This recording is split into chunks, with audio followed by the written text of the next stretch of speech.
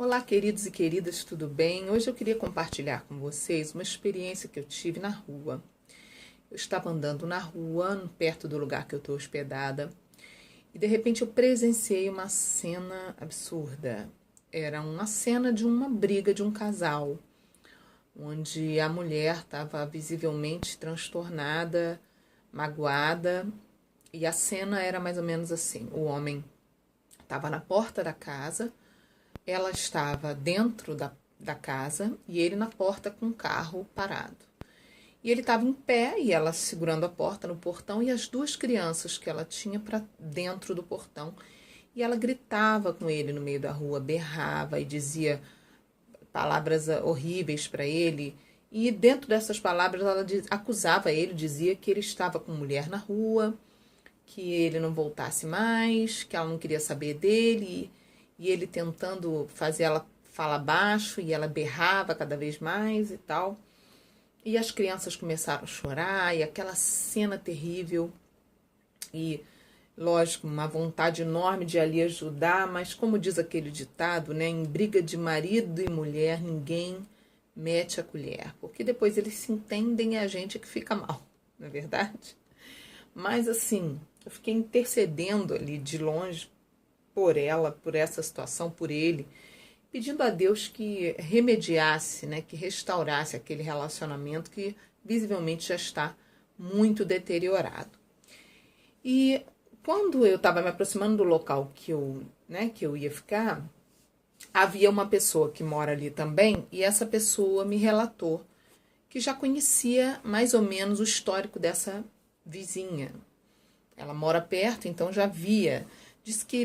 Diz a pessoa, né? Diz que a vizinha sempre tá com algum problema. Tipo, as crianças estão sempre chorando muito, ela tá sempre muito mal-humorada e tal.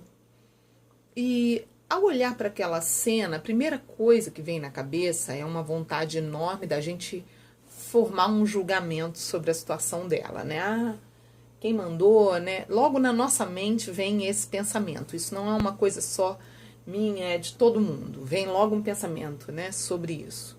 Mas o Espírito Santo começou a falar ao meu coração e me mostrar em primeiro lugar que a gente não tem ideia do porquê aquela pessoa está agindo daquela forma. Lógico que não justifica fazer um barraco no meio da rua, mas às vezes é a única maneira que aquela mulher aprendeu a se valorizar. Tem muitas mulheres que elas já vêm de um histórico familiar onde a mãe era barraqueira, a avó era barraqueira, a tia barraqueira, e a forma como elas aprenderam a se impor, se colocar como valorizadas é sempre na base do barraco, da gritaria e tal. E é uma questão cultural.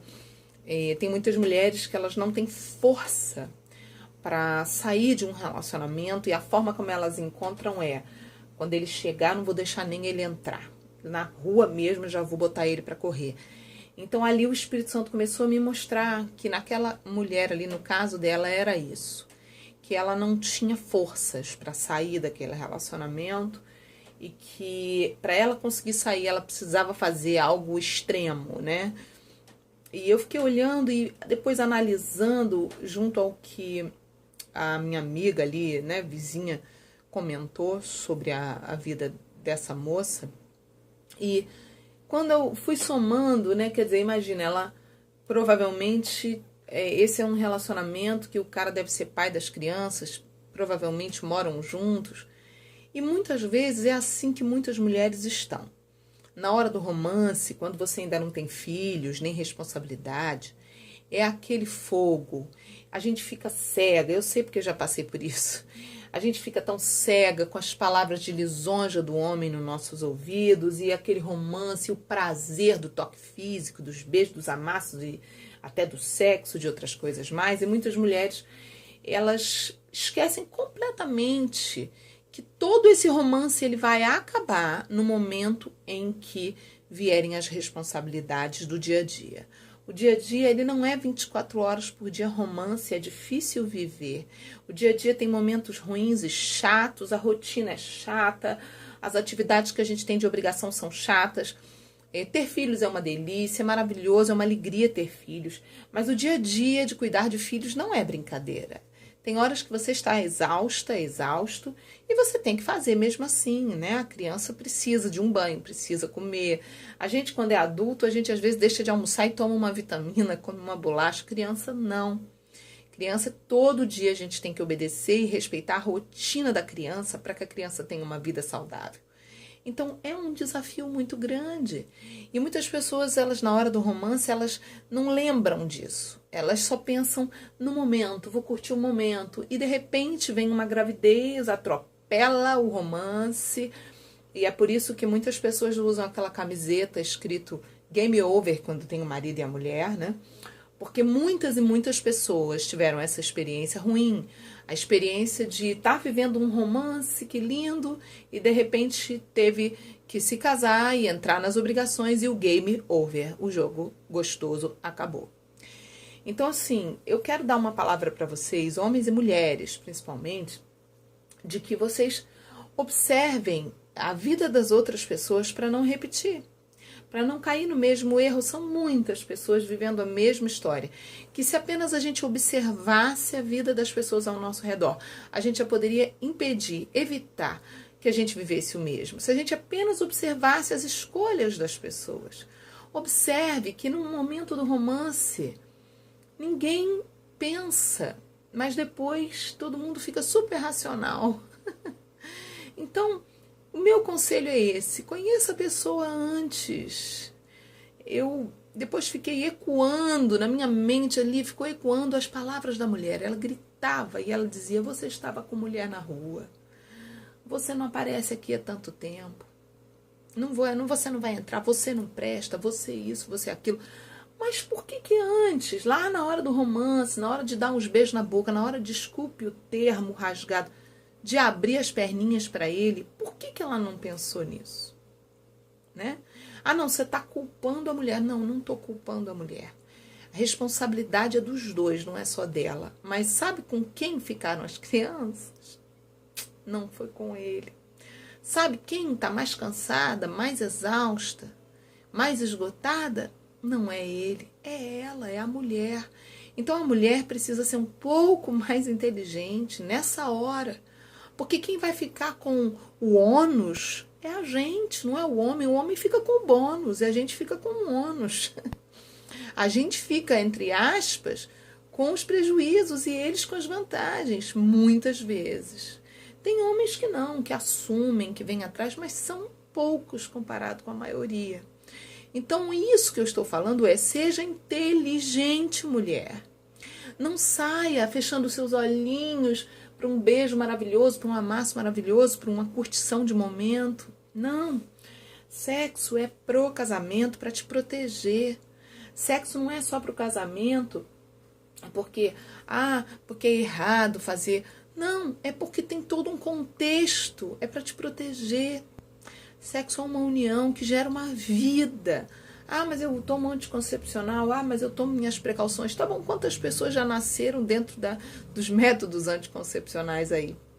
Então, assim, o que é para ser uma bênção, o que é para ser a família, os filhos, uma gravidez, muitas vezes vira uma desgraça, porque a pessoa não soube escolher alguém legal, fiel, leal, honesto, que esteja disposta a amar, até morrer, envelhecer junto, enfrentar todas as barras juntos. Né? O cara, se ele estava traindo ela, que tudo indica que estava, quer dizer, ele quebrou a aliança daquele amor, daquela paixão lá de trás, daquele love story lá de trás. Então você que está vivendo hoje um love story, você que está vivendo um romance no fogo hoje, presta muita atenção agora. É agora a hora. Depois, quando vem as crianças, quando você já está morando junto, já não dá mais. Porque aí não existe ex-filho, ex-filha, existe ex-marido, ex-mulher, ex-namorado, ex-namorada, mas não existe ex-crianças, ex-descendentes, tá? Então, assim, vamos refletir sobre isso, porque é uma dor muito grande. Eu fiquei com dor na minha alma, dor no meu coração, por aquela família, por ver aquela mulher sofrendo. E as crianças entraram quando ela bateu a porta. O homem ameaçou bater nela, ela começou a gritar: você vai me bater? E as crianças berrando. E aí ela entrou com as crianças chorando. Eu fiquei imaginando, eram 2 meninas. Eu fiquei imaginando aquelas 2 crianças, aquelas 2 garotinhas crescendo. Quanto aquilo traumático deve ter sido, né? Traumático, e vai ser traumático para essas crianças. E o quanto essa mulher, sabe, deve ter chorado quando ela entrou para dentro de casa, e aquelas crianças presenciando. Será que foi isso que ela sonhou para a vida dela? Será que é isso que ela imaginou quando ela estava nos beijos, nos agarros, ou tendo relação sexual com aquele homem que ela nem conhecia direito, porque se conhecesse não tinha se envolvido? Então olha bem, sabe, a gente não conhece a pessoa pelo beijo, pelo quanto ele é bom de cama, pelo quanto ele é gostosão.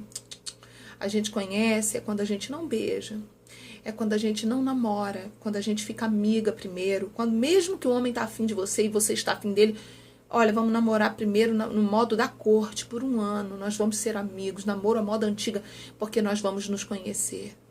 É assim que você conhece alguém, porque você vai ver a pessoa nervosa, você vai ver o cara nervoso, o homem vai ver você estressada, nervosa, e vocês vão ver se vocês se aguentam mesmo. Você vai ver se ele aguenta pressão, ou se ele é um cara que qualquer pressãozinha já tá pulando fora, entendeu?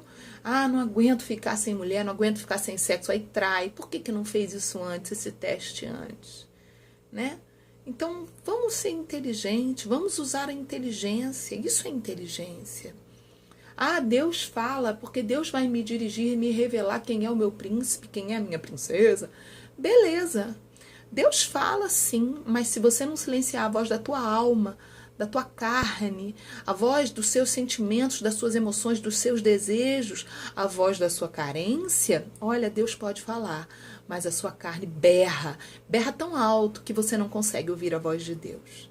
Então aprende a usar a inteligência, que é silenciar a sua carne, silenciar todas essas vozes que não te deixam ouvir a voz de Deus. Como silenciar? Namorando, fazendo jejum de contato físico, que é o que a gente chama de corte, por pelo menos 8, 9, 10 meses, 1 ano. No meu livro Defraudação Emocional, o meu ensino, a minha sugestão, não é uma doutrina, é uma sugestão, é 1 ano, no mínimo, sem beijar na boca, sabe, sem você ficar agarrando. Aí vamos ver. Saindo todo dia, ou 3, 4 vezes por semana, se vendo, conversando, gastando conversa, bastante conversa, em compromisso, mas sem contato físico. Conheça primeiro, assim, como amiga, como amigo, e você vai ver quem realmente a pessoa é. Aí sim, aí você vai silenciar a voz da sua carne, da tua alma, das emoções, dos desejos, da carência, e aí sim você vai conseguir ouvir a voz de Deus, porque Deus é fiel. E Ele vai olhar e ver o seu sacrifício, é um sacrifício, é uma oferta de sacrifício de desejos, né? Porque é uma vontade enorme de beijar na boca. E você vai ofertar isso em oração, em adoração ao Senhor, e o Senhor vai te honrar.